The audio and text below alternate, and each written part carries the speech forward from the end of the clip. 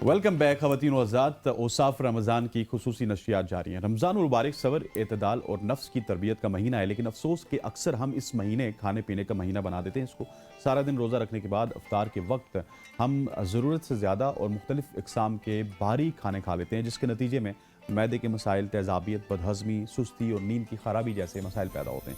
आज हम इसी अहम मौजू पर बात करेंगे कि रमज़ान में ज़्यादा खाने हमारे जिस्म पर क्या असरात डालते हैं और हम किस तरह एतदाल और सेहतमंद इंतखाब के ज़रिए इस बाबरकत महीने को रूहानी के साथ साथ जिस्मानी तौर पर भी फ़ायदा मंद बना सकते हैं। बिल्कुल जी, और इसी पर बात करने के लिए औसाफ रमज़ान के सेट पर हमें ज्वाइन कर चुके हैं प्रोफेसर डॉक्टर रुहिल अमीन दुरानी साहब। Thank you so much sir for your time. जिस तरह से हसनैन ने कहा कि आजकल चूँकि रमज़ान है, आपको रमज़ान मुबारक भी बहुत बहुत, तो मसाइल जो हैं वो बढ़ जाते हैं। गैस के हवाले से मसाइल होते हैं, हम ज़्यादा खाना खा लेते हैं और उसके बाद फिर मसाइल बढ़ जाते हैं, तो किस तरह से कंट्रोल कर सकते हैं हम?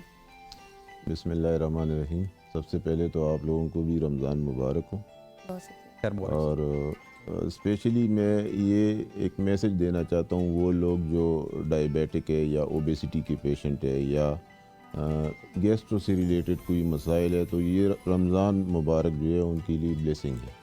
अच्छा। और वो ब्लेसिंग इस तरह है कि आपने एक आजकल एक थेरापी सुना होगा कि ये जो करते हैं ना फास्टिंग वाला, इंटरमीडिएट फास्टिंग, तो ये बहुत ही मतलब एक तो मैदे को साफ़ करता है और मैदे को काम करने के लिए, तेज़ाबियत को ख़त्म करने के लिए और अपने हार्मोन लेवल को बैलेंस करने के लिए आपको टाइम मिलता है।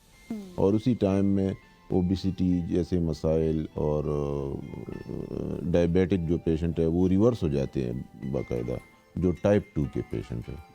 तो अपने सहरी और अफ्तार के टाइम में अपना जो डाइट है इसको बंदा इतना हेवी रख लेता है, इसकी ज़रूरत नहीं है, लाइट सा डाइट ले और अपने आप तो को वो क्या फिट चीज़ें रखें। जो हमें इस हैवी डाइट से स्पेशली रोक सकती हैं? ये हम हमारे रमज़ान के दस्तरखान में अगर 10 प्रोडक्ट्स पड़ी हैं तो उस 10 में से अनफॉर्चुनेटली 7 डीप फ्राई होती हैं, जो कि बड़ी ख़तरनाक होती हैं जी आपके लिए। बिल्कुल बिल्कुल।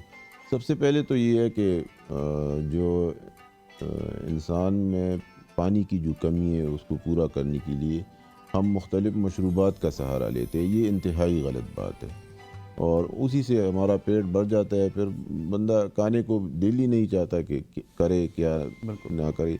जो सादा पानी है या लस्सी है या दूध है, अगर बंदा उसी से रोज़े को अफ्तार करे तो ये सबसे बेस्ट है।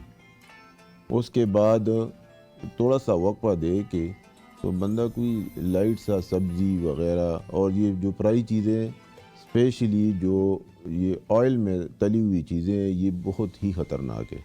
ये एंजाइटी क्रिएट करते हैं और एंजाइटी जो है फिर आपके जो आसाबी निज़ाम है उस तक ख़राब कर देता है।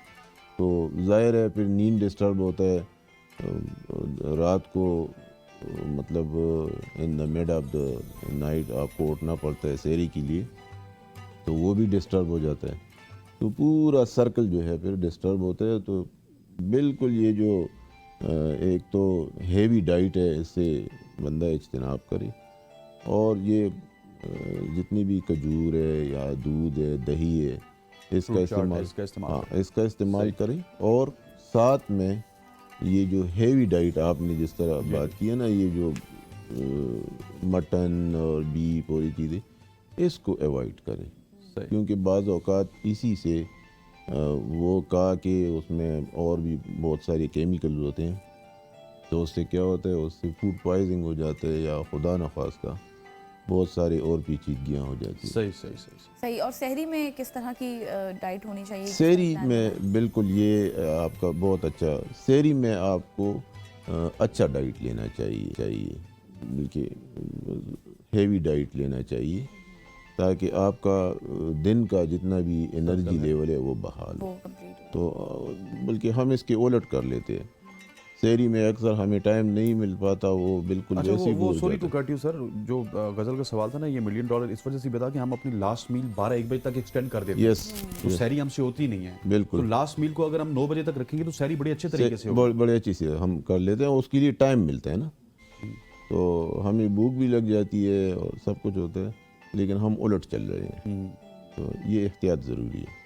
بالکل ایسے. اور مجھے یہ بتائیے گا کہ جو گیسٹرو کے پرابلمز ہوتے ہیں, جی یہ اگر پرابلمز ایٹ ٹائم آپ کو ہو جائیں احتیاط کرنے کے باوجود بھی, تو آپ کو فار انسٹنٹ کیا کچھ کرنا چاہیے؟